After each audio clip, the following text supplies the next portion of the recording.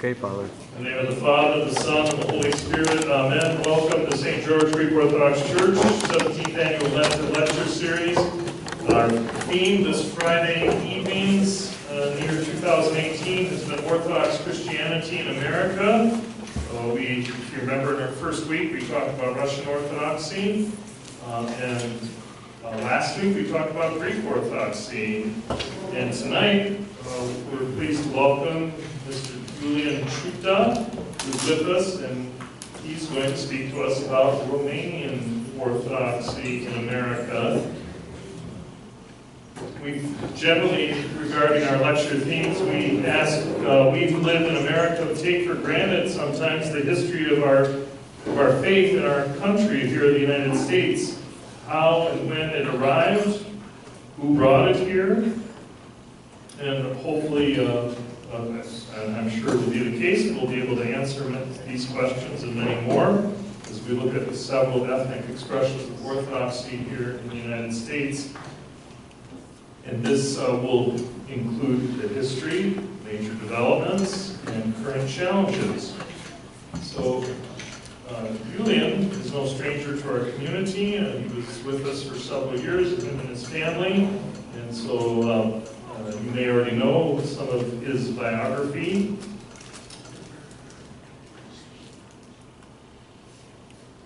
Julian studied computer science in Romania and immigrated to the United States with his family about 20 years ago.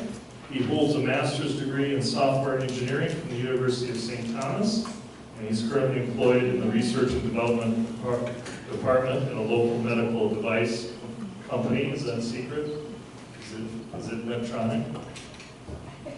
Julian performs with the Greek Dancers of Minnesota and volunteers at Focus Minnesota, St. Mary's Church Camp, and choir. And of course, he and his family reside here in the Twin Cities and are active members at our sister parish of St. Mary's Greek Orthodox Church. So I have to give a personal thank you to Julian because he's really helping us out when we didn't have our usual Romanian priests available to talk about this topic. So please help me welcome Julian Ciuta.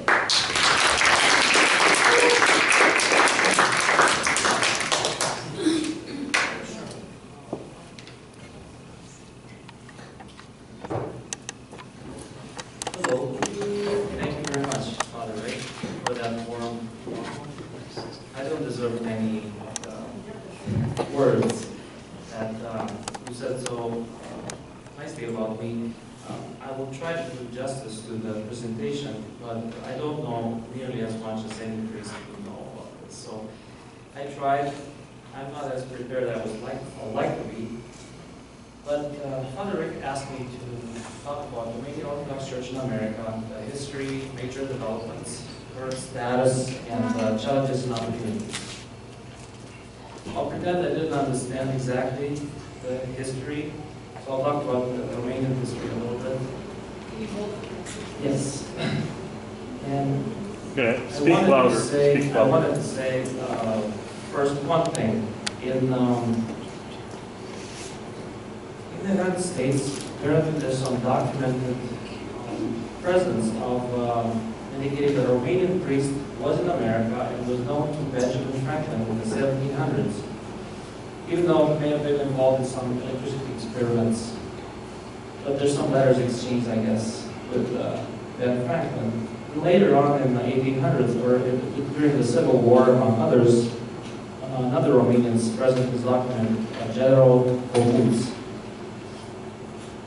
This is just a little bit about the very early mentions of Romanians in America, but who are the Romanians?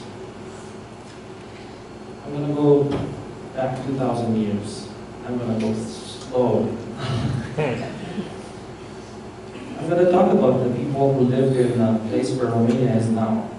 It was called Dacia. So the people were called Dacians, and they were monotheists. So they had one God, they worshipped one God. They had no slaves. They did not discriminate against women. And when St. Andrew found this people in the 1st century, he liked it there, and he stayed. And and basically Christianized those living in this space near the Black Sea, the Danube, and around the Carpathian Mountains. Romanians consider St. Andrew their patron saint. 100 years later, when the Romans conquered the nations in the wars of 105 and 106, the people were already Christians. And it's not very clear on the scenes carved on the column of Trajan in Rome, which show the wars in a spiral depiction. But what we can see there, they show the Dacian people, the prototype of the humble peasant, simple but faithful. I'm going to go 300 years later, in the year about the 3rd century. I'm going to talk a little bit about the martyrs from Niculițel. This is a region on the east side of Romania, Dobrogea, where just last century, the 1970s, after a lot of rain, some road gave way, and they thought there's some treasure, and in fact there was some, it was a holy place that had the relics of 4 martyrs from a year about 300. And many of these witnessed the Orthodox faith and nourished the other faithful over centuries. They kept the people and their language unchanged over the many incursions from Goths, Huns, Slavs, and others. We'll go even further to the 1500s, but during all this time, many faithful rulers like Stephen the Great defended the Romanian people and the whole Christendom, so I'm talking about the whole Europe, against the Ottomans, with much smaller armies than the Ottomans had. And after each battle, at least in the case of Stephen the Great, they built monasteries. They had 50 battles, they built 50 monasteries. As thanksgiving to God, to commemorate the many lives lost in the battlefield, and for forgiveness of the bloodshed. I visited some of those monasteries, and he's actually, Stephen the Great is buried in one of them. And he was canonized as a saint not too long ago, so he celebrated on July 2nd. He was called by Pope of Rome an athlete for Christ. In the 1600s, Mihai Viteazu, meaning Michael the Brave, he united all the 3 Romanian princedoms for a short time, but was betrayed and he was killed not long after that. So in the 1600s, all the places that make up Romania now were united under one ruler, but just briefly. However, the dream of the Union as one country was kept alive for centuries, along with the love of Romanians for their brothers and sisters over the mountains. If you've seen the map of Romania, there's Carpathian Mountains come right from the north through the middle and kind of separate the country into at least 2 or 3 parts. The Romanian rulers also helped monasteries on Mount Athos, and thus enabled the monasteries to thrive and strengthen the Orthodox faith on both sides by prayer, making it possible in time for Romanian monks to travel back and forth, live in prayer in the Holy Mountain, and later share the prayers of the Orthodox faith through monasteries in Romania and not only in Russia as well. I want to speak a little bit about Orthodox faith that was preserved in families by these same simple people that I mentioned earlier, the country people who taught their children about God, to pray and live Christianity. I'm going to come back to this a little bit later. I want to mention this again. In the late 1800s, under the occupation of these Romanian territories by the Austro-Hungarian Empire, the Orthodox people suffered persecutions this time from other Christians. Rome insisted to try to make the churches unite with Rome and recognize the Pope as primate and have renounced the Orthodox faith. And because they refused to unite with Rome and turn their churches into Greek Catholic Uniate Rite, also known as Byzantine Rite Catholic, they suffered. They had even General Bukov in 1760 burned wooden churches and demolished the brick churches by battering them with cannon fire. Over many years, many parishes and people were recorded as Uniate forcefully, and over time, people did not know that they were not of Greek Orthodox Rite anymore. They were united with Rome.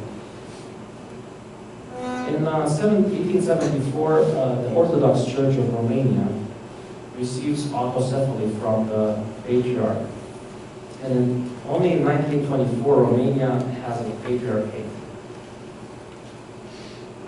But slowly, I'm going to get through these events of history to how Romanians got to America. Because of persecution and pressures on the population to renounce their faith and ethnic traditions, it made living there unbearable. Thus, many left to America at the turn of the century, late 1800s, early 1900s. Romanians started to arrive on the East Coast, and from some stories that I heard, they followed the railroads. They didn't have money to travel on the train, but they followed the railroad to know where to take them somewhere. Some remained in different cities, in Chicago, some walked further into St. Paul, Minneapolis. But something was missing because they left to have a better life, to live a life without oppression, but they were missing their church because there was no church waiting for them here. Here's the Romanian church, come in and worship. And they felt that need strongly. Even before making wine out of their grapes, their first harvest, they tasted their first harvest grapes as if they were taking communion. And according to another oral history, in 1900, in the year 1900, on the first Orthodox Easter in Cleveland, Ohio, a few Romanians gathered close to the riverbank to sing "Christ is Risen," and then took some tree buds as communion. So for them it was symbolic, but it was heartfelt. And in fact, not long after that, in 1904, they opened the first Romanian Orthodox Church in Cleveland, Ohio. Many other things followed, like the creation of associations, clubs, newspaper, choir, as efforts to sustain the communities, welcome and support the newcomers, and strengthen the faith. In fact, it was not only about being Romanian and helping other Romanians. During the First World War, about 50 Romanians from the St. Mary's parish fought in the First World War. And before I get to 1918, which is a very important day for Romanians, December 1st, all these principates were united as a whole country, as Romania as we know it today, almost.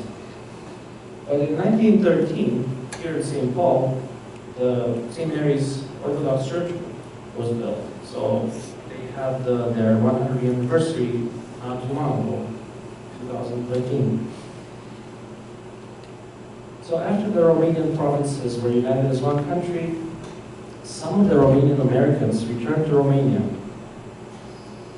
They had made some, not fortunes, but just some money, and were able to buy some land and make a living.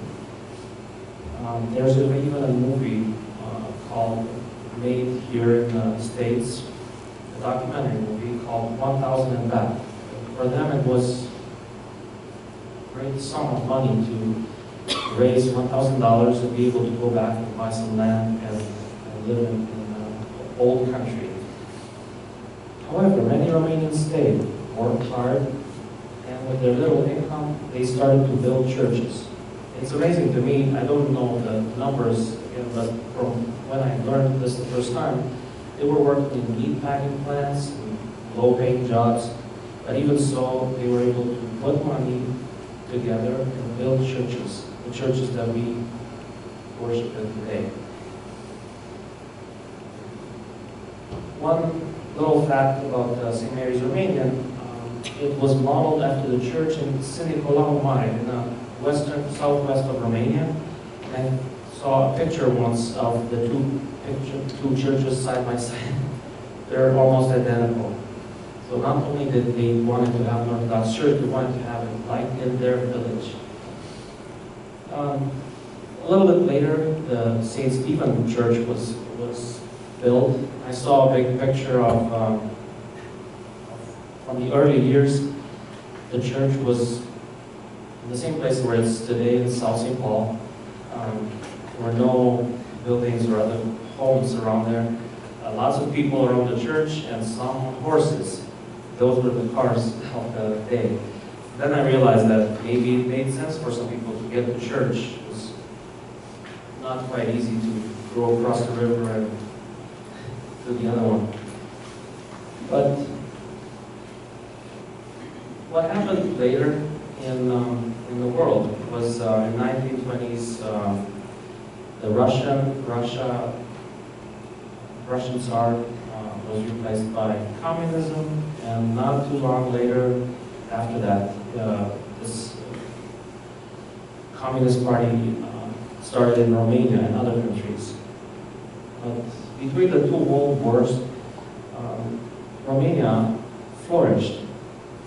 However, when communists came to power after the Second World War, a lot of persecution took place against the priests, people who were intellectuals, people who had anything to do with their tradition and did not buy into the lies that the communists were propagating, propaganda.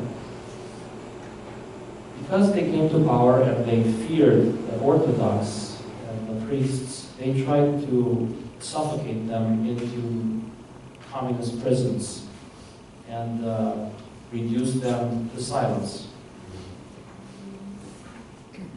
And I didn't know what examples to present, but I was going to focus on two specific, because two priests, one Father Roman Draga, who was imprisoned many times for his faith and for his involvement in one movement at a monastery in Bucharest.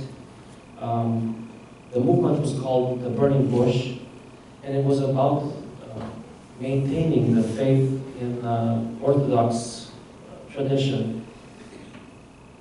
And they had discussions about prayer of the heart, hesychasm, and all these activities, even though they were not dangerous to the society, they were perceived as mystical and hard to understand, and therefore dangerous to the society. That's why they suffered. But when he's describing his life in prison, as intellectuals, they were not even given pencils or paper. They were isolated. They were tortured. Many people were made to torture other ones. It was a long time of suffering. And he said that being in between the four walls, the only way to go was not possible to go outside. It was not possible to see the sky. It was the only way possible was to go inside, inwards. And I think he has a very nice quote. I have to find it now. I'm sorry. Why I want to speak about Father Roman Draga. He was in prison not once but twice. He was moved from place to place. Well, the church was still, Orthodox Church still existed in communism, but they had to work with the Communist Party. And while the hierarchs were not renouncing the Orthodox faith, were not betraying priests and the faith. They had to do what they were told. So this priest, Father Roman Braga, was moved from parish to parish, and at some point when he went to the north of Romania, in a village, after he created a 100 children choir, again, the government was scared. Well, he's mobilizing.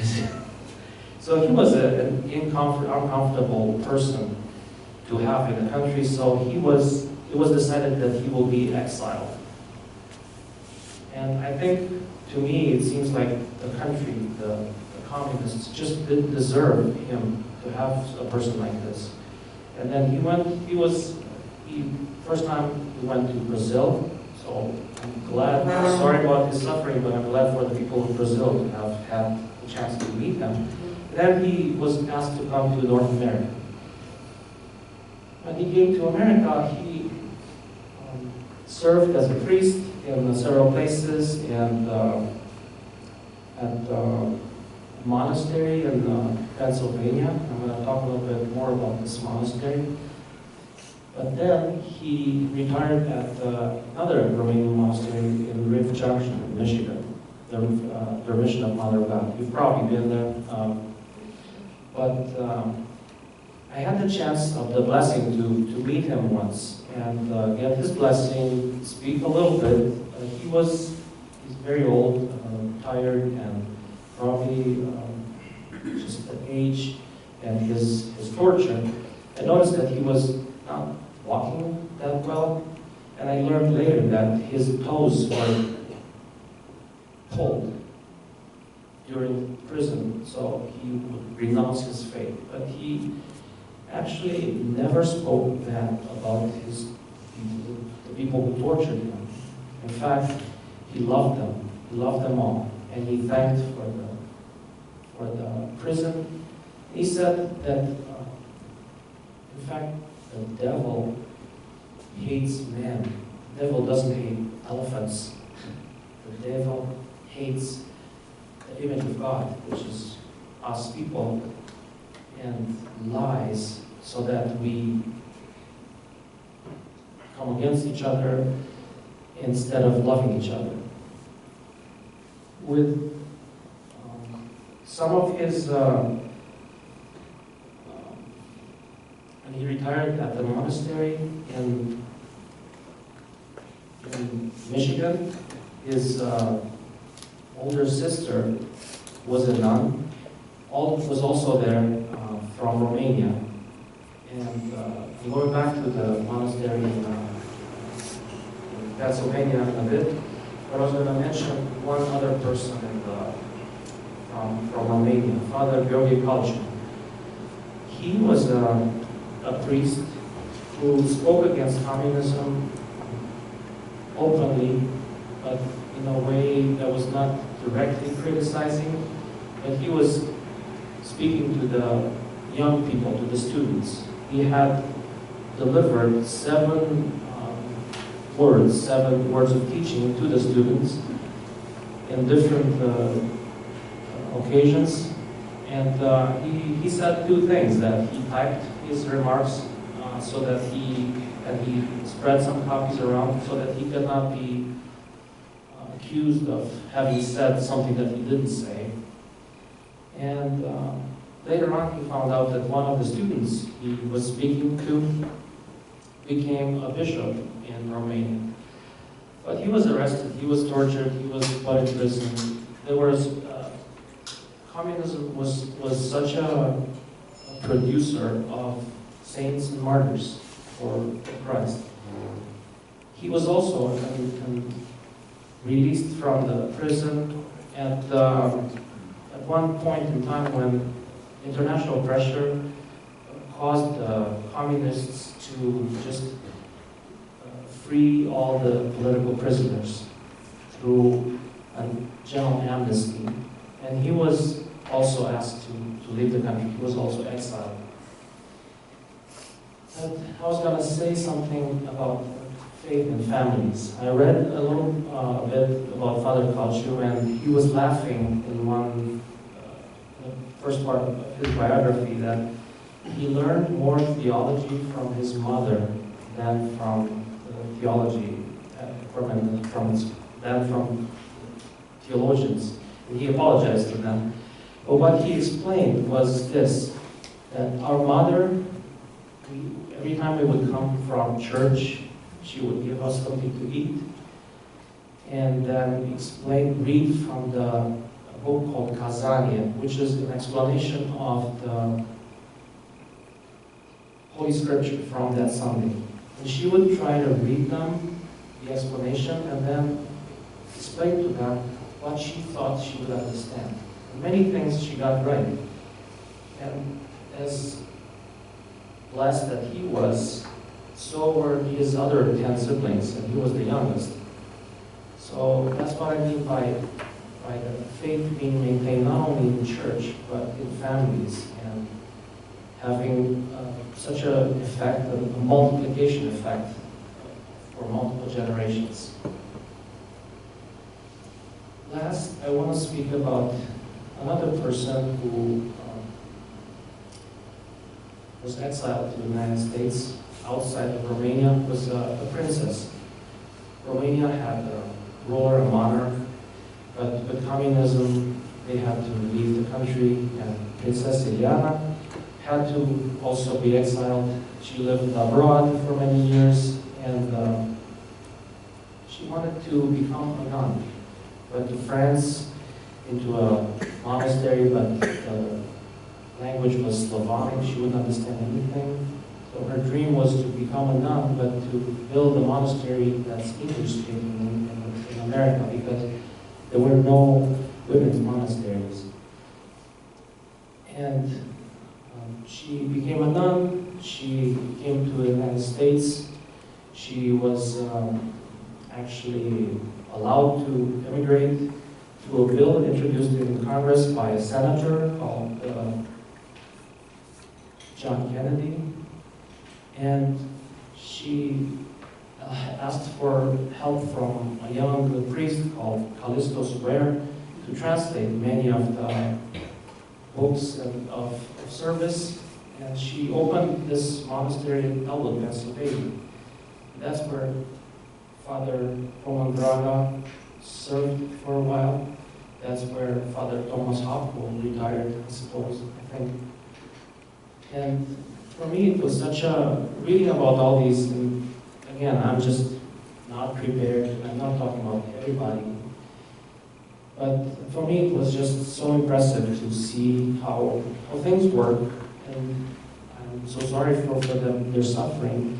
But I'm so blessed for having known some of them and benefited from their effort, from their work.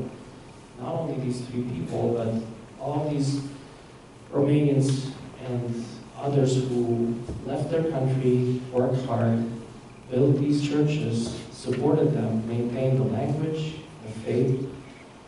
And when it was time for us to decide whether we come or not to America, we wouldn't have come if we wouldn't have known that there is a Romanian Orthodox Church in town, in this place. So it would have been still in Romania, because that was the deciding factor. And we asked the monk in Romania, should we go or should we stay? Well, he said it's better for the body there, but here is better for the soul. We kind of knew what we were going to do, but I want to mention his name, Father Teofil, another monk in Romania, who was a student of Father Arsenia Boca. Just another short story about hardship in life. This priest decided to be a monk, went to the Holy Mountain, couldn't find a place or a spiritual father or much to stay and pray in peace, and he had to return. But he brought with him the Philokalia, and he showed it to his professor, Father Dumitru Stăniloae, who was also involved in this burning bush. And as a result of this monk's struggle, bringing the books in Greek to Romania and having them translated was such a benefit for us, for Romanians, to have had this work translated and available for us to learn about the Holy Fathers, about prayer, and about what we need to do for salvation. I wanted to ask you to think about your ancestors, that everyone came, left their home, or did something for the benefit of the family, for some practical reason. But our duty is to at least remember them, memorialize them, bring a list of names when there's services for the departed, and we will be in communion with them even though they're departed, they're not here anymore. So we have to remember them, and by this we do at least a minimum for the benefit that we have for living in such a beautiful place, great country, with liberty, and the ability to practice our faith. Glory be to God, and the Father, the Son, and the Holy Spirit. Amen. Amen. Sorry for the long presentation, but I wanted to ask if you have any questions. Just one. Where can we get more information on the Burning Bush movement? Yes, actually, the monastery, the Mission Monastery, is publishing a magazine called The Burning Bush. They might have articles or references or links to that movement. But I think if you search for Burning Bush in Bucharest, you might find many places, many things. But their magazine and their periodical is called Burning Bush because Father was there, Father Brian. Yes? In Romania, during the communist rule, were Orthodox just singled out, or were there other traditions of worshiping God also persecuted? And if so, was there sort of a coming together of a solidarity of people of faith during that? Yeah, so the question is, if only the Orthodox were singled out, or other faithful, other Christians, or other people who believed in God were also singled out, tortured by the communists because they thought there was no God. And thank you for the question. Actually, it reminds me of a quote from Father Roman Braga. He said that he met many Catholic priests and others in prison. So yes, they were jailed. But what he said is, in prison we brought the church together because they taught each other psalms and scriptures, and they had no pencil. They had nothing else intellectually to do. I mean, they were not just waiting for the next meal. They were tortured. They had one change of clothes. They were sick. They had no medicine. So many of them, when somebody got sick, just cared for them with the little that they had, with one glass of water per day. So many people owe their lives to the sacrifices of those around them. And I think, I forgot his first name, Vorkran, a priest who came also exiled from Romania, but was in the prisons. I think he came in front of the Congress. He didn't speak to present his suffering, but I think he took his shirt off and he showed the signs of his torture as a result of sickness. But he lived because others sacrificed themselves for him so that he could live. And it was also almost like, they were almost like prophets, because they foresaw that if he goes out and he goes in the world, he would, through his relations, he would make a case, which happened because pressure caused the communists to declare this general amnesty. Yes? How is the Orthodox Church today in Romania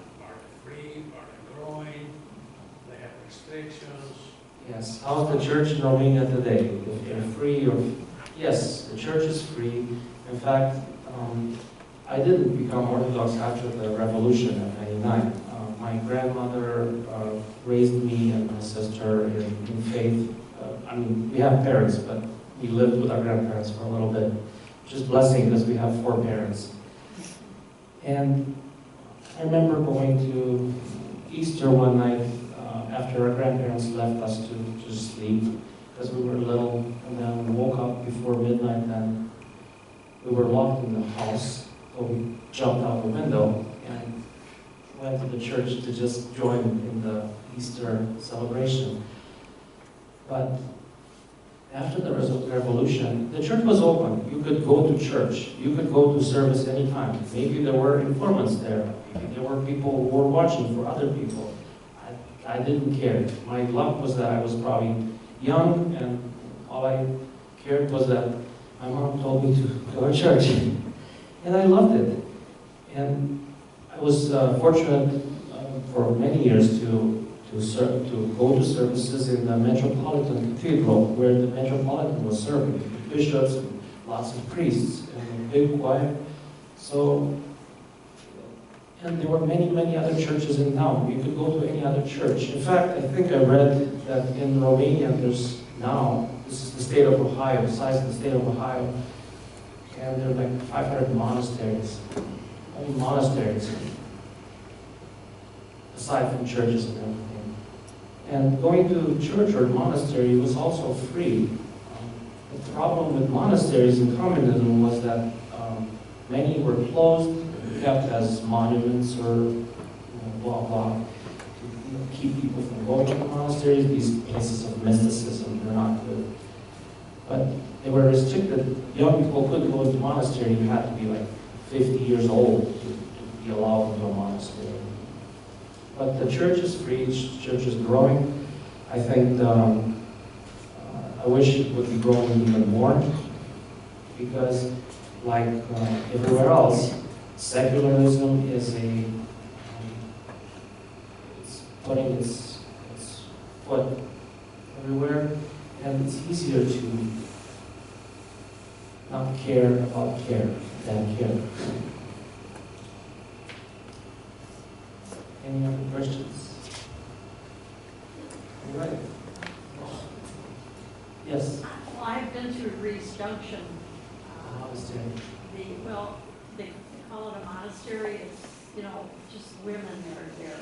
Yes. Yes, it's a nuns monastery. Yeah. They have a priest. They have services Yes, all the they have time. priests, and now they built a church. Yes, It started it's out beautiful. with nothing, Yes. and it has expanded. And one of the young women from Minneapolis is a nun Oh. at Reese Junction. I think her name's Macris. Yeah. Oh, yes. And Mother she's Gabriela. Sister Macrina. Yes. Mother Macrina, yes. Yeah, We know her from. yeah. She's visiting Twin Cities many times. And Mother Gabriela, the abbess, is from Romania. But yeah, I've met many people from the Twin Cities at Rift Junction around their Dormition celebration. Many before, preparing for the whole feast, and then others come as visitors to enjoy. They get 500, 1,000 people, I don't know, they just feed them all after service. There's a lot of work. I think I was there one year it was August 15th. Yes. We were having the service outside with the canopy, and Exactly. They cannot have this. people were singing. They have a beautiful cemetery too. Yeah, and they also have one of them, the nuns, Mother Olympia, I think, is painting, and she painted the interior of the whole church, of this new church. It's just beautiful. I've been there, and I could not believe that. We've been a few times, and I saw the place when there was no monastery, it was just the steeple on the ground. And then all of a sudden, what? And then you get in, you see all these paintings on the wall.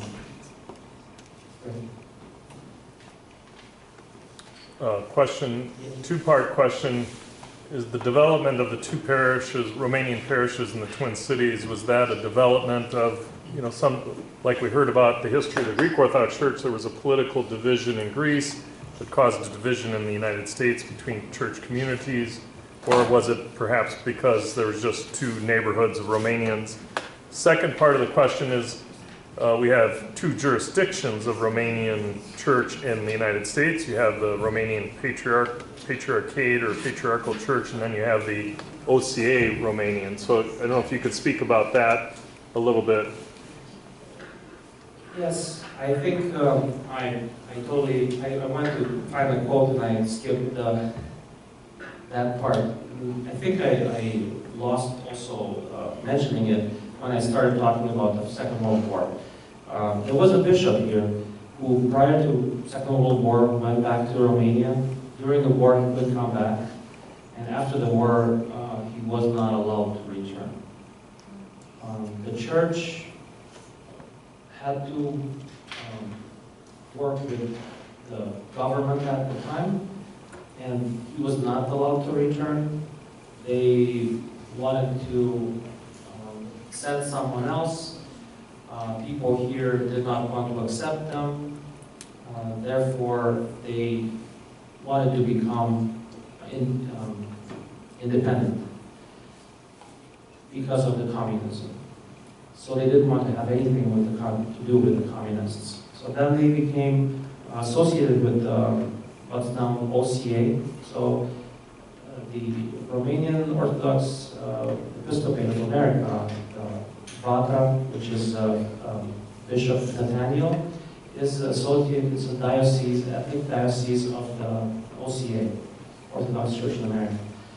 But at the same time, around those, in the 50s, I think, another group of parishes started to open under the rule of the church from Romania, which Romania was under communism. And I didn't know any of this. I came to the States thinking, wow, not one church, two churches. Awesome. I didn't know anything about this. And to be honest, I wanted to mention this. I feel as free to go to one church as I go to the other, because to me, as a faithful, to me, it's the same sacrament, it's the same service, it's the same, sometimes the Romanian language service, that it doesn't matter. But maybe for people who lived their whole life in the States and hated communists, I don't like communism. But for those, it's different. So even one of the hierarchs, by the way, the current leader of the patriarchs group is now ranked as a metropolia. So he's a Metropolitan Nicolae from in Chicago. And some of them, these hierarchs, there's commissions of dialogue between them. They're not united yet. And they also mentioned, they said, for some, things are moving too fast. But for others, things should move slower. Should not happen yet. But from my point of view, when I looked at the number of parishes in one, and that's Roya, Father Nathaniel, Bishop Nathaniel, there's about 100 churches and missions and monasteries. And on the other hand, Father Nicolae, Metropolitan Nicolae, there's about 60 parishes and monasteries and missions, actually 2 in South America. This is America and Canada. So what I see, when I look at both, I see 160 parishes. That's what I see. I do not see, oh, I'm not going there. Oh, I'm not going there. Well, why not? You don't want to go to church? My encouragement for everyone is to go to church. Regardless, if it's closer to you, go there. But go to church, don't miss a Sunday. Do that instead of commenting and clarifying different points of view that may be political or not, or far back in the history, or justified or not. Is it about your soul, about your faith in Jesus Christ? or it's something else. It's a justification of you not wanting to go to church. But thank you for reminding me. I totally got lost and carried away. And I love these fathers. They're so dear to me, not because they survived, but because their advice for all of us, even though they suffered, is to not hate, even in their behalf, to love everyone. So, and to pray. Father Roman said, talk to God. Prayer is a discussion with God.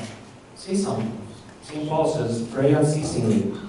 So I spoke for so long. I didn't pray. Maybe, who knows, maybe I did. But we should not even miss a second, right, of prayer. That's what we should do. And he suggested to read the Psalms.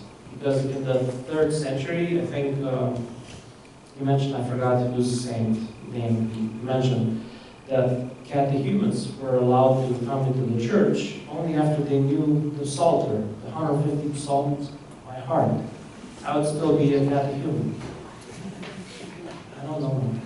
And if I get lost on an island or get exiled on an island, I'll put in prison, I would not know how to pray like they do. So. Are there any other questions? Thank you very much.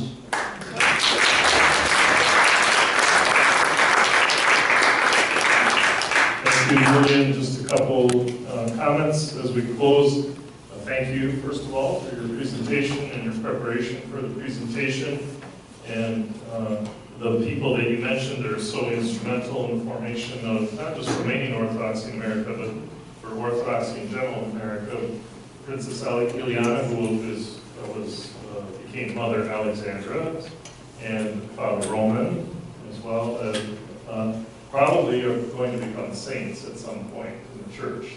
These were very holy people, and so we're thankful that we were able to benefit from their dedication to the faith in Christ.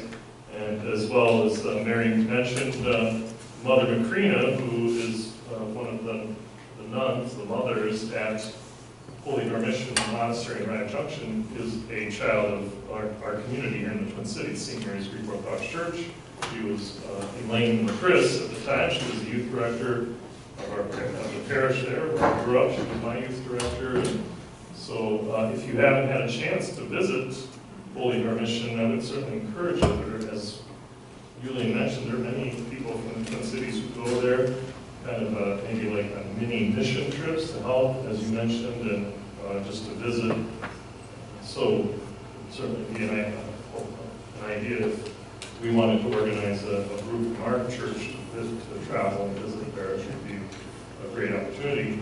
The other thing that came to mind was, I don't know how many of you who've been around a little longer than I have remember that our janitor at one time was Father Cornelia Tedescu, who was a Romanian priest. Do you remember him? He was if you look at the photos of our church.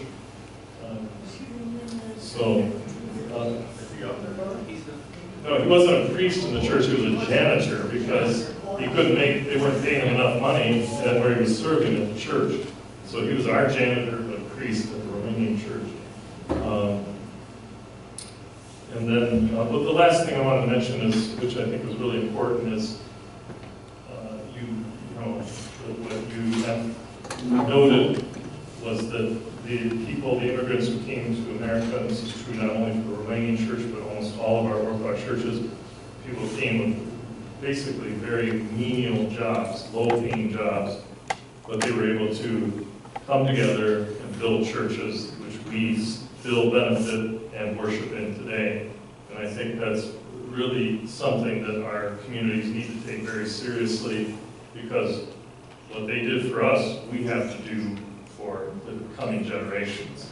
So are we going to just use what our ancestors provided for us and then go our way? Or are we going to build on that so that the witness of Orthodoxy in America grows, not just stays the same. So thank you for. I'm going to mention that there's also Romanian priests that serve in Greek parishes. Yes, that's right. Very good. Father Tim Sas, his brother, Father Cyprian. There's probably about 30 Romanian priests that are serving in Greek Orthodox parishes around the country today. And so if we didn't have them, we probably would have a shortage in the Greek Archdiocese. Was Father Tim ordained in the Greek Archdiocese? No, Father Tim was ordained in the Romanian Orthodox Church and served. I don't know if you remember, when he first came to the Twin Cities, he was assigned to St. Stephen Church and was there for maybe a couple of years, very briefly, and ended up serving in St. Mary's Greek as an assistant for 2 or 3 years, and then went to Duluth, where he's been for over 10, maybe 13 years now. So thank you for your patience and being here, and